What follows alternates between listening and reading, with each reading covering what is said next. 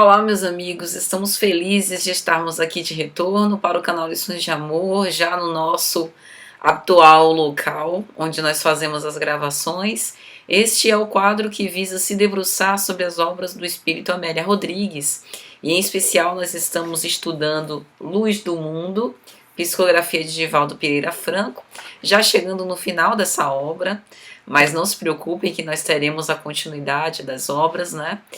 E mais para frente daremos detalhes da próxima. Mas hoje nós estamos no capítulo 16, que é um capítulo belíssimo, como todos os de Amélia Rodrigues, mas esse em especial porque fala sobre a figura majestosa de Jesus mais diretamente. Esse capítulo é intitulado O Esperado.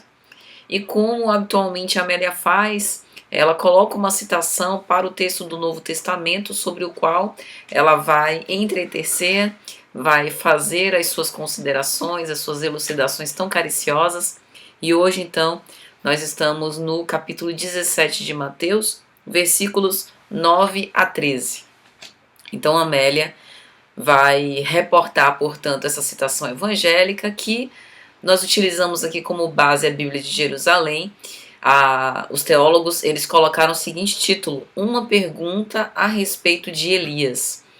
Então aqui nós estamos diante da cena que sucede à transfiguração no Monte Tabor, e então os discípulos, numa palestra íntima, ainda extasiados por aquela cena fascinante, conversam com Jesus. Então vamos fazer essa leitura e a seguir nós faremos os nossos comentários. Ao descerem do monte, Jesus ordenou-lhes: Não conteis a ninguém esta visão, até que o Filho do Homem ressuscite dos mortos. Os discípulos perguntaram-lhe: Por que razão os escribas dizem que é preciso que Elias venha primeiro? Respondeu-lhes Jesus: Certamente Elias terá de vir para restaurar tudo. Eu vos digo, porém, que Elias já veio, mas não o reconheceram. Ao contrário, fizeram com ele tudo quanto quiseram. Assim também o Filho do Homem sofrerá da parte deles. Então os discípulos entenderam que se referia a João Batista. E é interessante porque a Bíblia de Jerusalém nos faz algumas anotações para outros textos do Antigo Testamento que enriquecem o nosso entendimento. Então eu vou ler aqui mais dois trechos. Um deles está em Malaquias, capítulo 3, versículos 23 a 24, que diz assim: Eis que vos enviarei Elias, o profeta, antes que chegue o dia de Yahvé, grande e terrível. Ele fará voltar o coração dos pais para os filhos e o coração dos filhos para os pais, para que não venha a ferir a terra com anátema. E essa citação faz menção ao segundo livro de Reis, capítulo 2, versículos 11 a 13. Elias é arrebatado ao céu. Vai dizer assim: E aconteceu que enquanto andavam e conversavam, Elias e Eliseu, eis que um carro de fogo e cavalos de fogo os separaram um do outro. E Elias subiu ao céu no turbilhão. Eliseu olhava e gritava: meu pai, carro e cavalaria de Israel. Depois, não mais o viu, e tomando suas vestes, rasgou-as em duas. Bastante enigmático. Então aqui nós estamos diante de uma revelação divina que tem uma visão mística especial e que a partir de agora e com o recurso, com o concurso de Amélia Rodrigues, melhor dizendo, nós vamos tentar elucidar essas questões. Nós sabemos que Elias, aqui reencarnado como João Batista, segundo as palavras do próprio mestre, e é interessante porque no Novo Testamento a gente tem uma indicação, porque o apóstolo vai dizer, o evangelista Mateus, e então os discípulos entenderam que ele falava de João Batista. Então aqui é uma reflexão pessoal. Acredito que por conta da argúcia psicológica do Cristo, do grande magnetismo de que ele é portador, do fantástico poder, da superioridade moral dele, ele conseguia fazer com que as pessoas, através dos seus olhos espirituais, vislumbrassem cenas e entendessem por si mesmas. O que eu estou querendo dizer? Eu acredito muito que, embora isso não esteja diretamente registrado nos evangelhos, que Jesus fazia uso de visualizações para também dar ensinamentos e proporcionar experiências aos seus discípulos. Inclusive, eu acredito que no Sermão da Montanha, o fato da multidão ter ficado perplexa se deve, logicamente, pelo teor elevado das lições, pelo magnetismo irresistível de Jesus, mas eu acredito que as cenas, enquanto ele falava, iam se descortinando na frente daquelas pessoas, o que as deixaram extasiadas. Então, quando Jesus ali narra uma experiência crística das bem-aventuranças, imagine que nós tivéssemos condição de visualizar, né, ainda que de uma forma bem figurada, bem parabólica, aquelas bem-aventuranças, seria algo fantástico. Então eu acredito bastante nisso, né? É uma hipótese aqui que eu levanto. Então isso fica claro, ou melhor, isso recebe um certo reforço quando ele diz: e os discípulos entenderam que se referiam a João Batista. Entenderam como? Então fica aí essa hipótese para reflexão também de vocês. E aí Amélia vai dizer que há poucos minutos os seus discípulos mais próximos haviam tido a visão excelsa e esse contato mais próximo com o mundo transcendente. E Jesus escolhe para parecer refulgente ao lado de Moisés e de Elias, como Amélia vai dizer, que eram os pais da raça.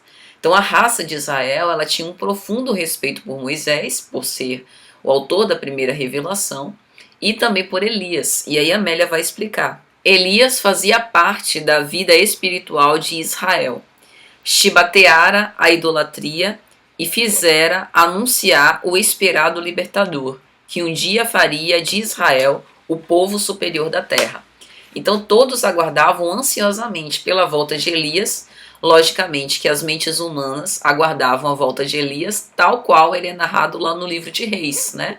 Aquele homem rústico que andava pelo deserto com um cinto de couro, né? Com a pele de carneiro, que se alimentava de mel virgem, como está narrado lá no livro de Reis, que era um homem extremamente disciplinador, como a gente tem aqui no próprio texto de Malaquias.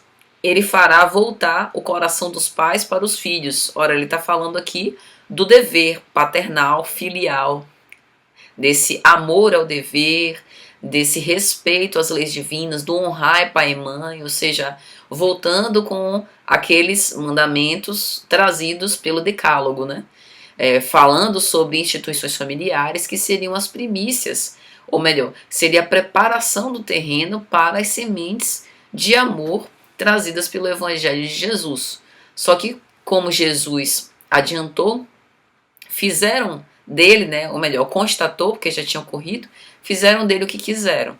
Nós sabemos que Elias foi decapitado, nós vimos isso quando estudamos o livro Primícias do Reino, se eu não me engano no capítulo 2, nós falamos sobre o precursor, que ele ficou meses preso a mando de Herodes, que ao se envolver com a dança lasciva de Salomé, ela acaba pedindo a cabeça de Elias e então Elias morre decapitado. Então Amélia vai dizer que os discípulos já reconheciam a excelência de Jesus, já reconheciam que ele tinha algo especial, que ele era comum, né? Ele se misturava com as gentes, mas ele tinha algo que o destacava na multidão. Aí Amélia vai dizer: ele ensinava o amor como solução única para os graves problemas, e isso fazia dele diferente. Ele era comum e, no entanto, especial. Não amado e não compreendido, continuava impertérrito no ministério do seu amor. Mesmo rechaçado, né, sendo alvejado pela ingratidão, Jesus permanecia impassível, amando sempre. Então, aqui a gente vê, né, que Jesus era doce, mas tinha a gravidade. Não gravidade no sentido de ser uma pessoa rude, pelo contrário, mas ele era extremamente sério. Conferia autonomia e responsabilidade sem condenar as pessoas, né? E isso fez da sua mensagem, da sua presença naquele tempo, algo inesquecível que até hoje marca os nossos espíritos. E quando Jesus pede silêncio com respeito à transfiguração no Monte Tabor, os discípulos ficam um pouco temerosos. Primeiro, porque não queriam se apartar, logicamente, né, da presença do Messias. Segundo, porque testemunhar a morte do Cristo seria algo bastante desafiador para os apóstolos. Amélia vai dizer: o testemunho dado por ele, por outro lado, exigir-lhes-ia igualmente o atestado de fidelidade.